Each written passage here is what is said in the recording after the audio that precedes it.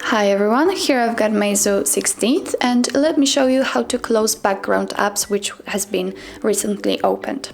So all you have to do is to tap on this square icon which will open recently used apps, and as you can see there is a full list of those apps, and you have two options to choose from. If you want to close only one of it, simply swipe it up, and as you can see it has been closed. And if you don't want to play like that, simply click on X button, and as you can see all of the apps has been cleared and closed.